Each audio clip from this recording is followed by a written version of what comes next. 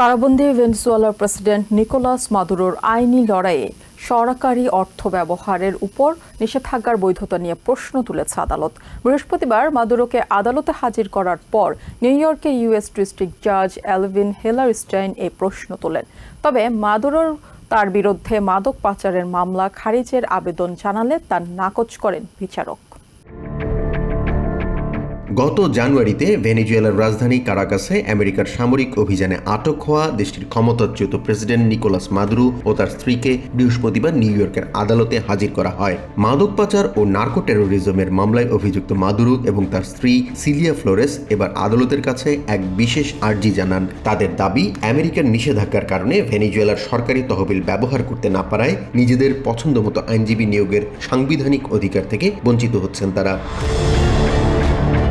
আদালতে মাদুরোর আইনজীবীরা যুক্তি দেন, আমেরিকার সংবিধান অনুযায়ী সব অভিযুক্তের নিজের পছন্দমতো আইনজীবী নিয়োগের অধিকার রয়েছে, কিন্তু নিষেধাজ্ঞার কারণে ভেনেজুয়েলা সরকার তাদের আইনি ফি পরিশোধ করতে পারছে না। মাদুরো দম্পতির দাবি, তাদের ব্যক্তিগত তহবিল দিয়ে এই ব্যয়বহুল আইনি লড়াই চালানো সম্ভব নয়।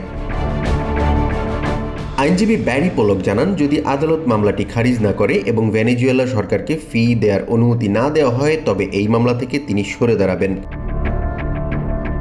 অন্যদিকে ফেডারেল প্রসিকিউটররাও কঠোর অবস্থান নেন। তাদের দাবি, 2019 সাল থেকেই ওয়াশিংটন মাদুরোকে ভেনেজুয়েলার বৈধ প্রেসিডেন্ট হিসেবে স্বীকৃতি দেয়নি, তাই সরকারি কোষাগার থেকে তাদের ব্যক্তিগত আইনি খরচ মেটানোর কোনো সুযোগ নেই। মামলা চালানোর সামর্থ্য না থাকলে ফেডারেল খরচে আইনজীবী নিয়োগের সুবিধা নেওয়ার পরামর্শ দেন প্রসিকিউটররা।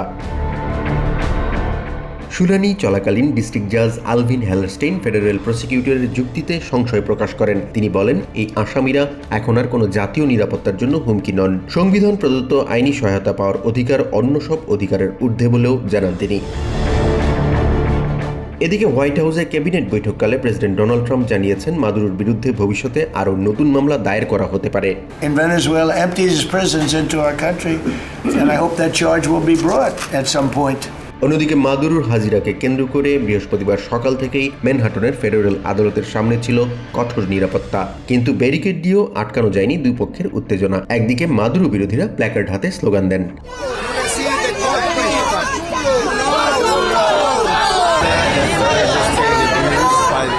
ঠিক তার বিপরীত চিত্র দেখা গেছে মেটাল ব্যারিকেডের অন্য পাশে। সেখানে মাদুরো সমর্থকরা ভেনেজুয়েলার পতাকা হাতে সমবেত হন। তারা এই পুরো বিচার প্রক্রিয়াকে বিচারিক প্রহসন এবং আন্তর্জাতিক আইনের লঙ্ঘন বলে অভিহিত করেন।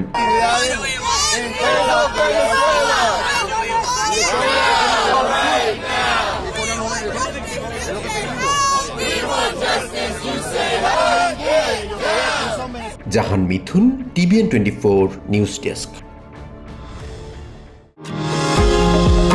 নিউ ইয়র্ক থেকে সম্প্রচারিত TVN 24 টেলিভিশন বিশ্বজুড়ে বাঙালির কণ্ঠস্বর।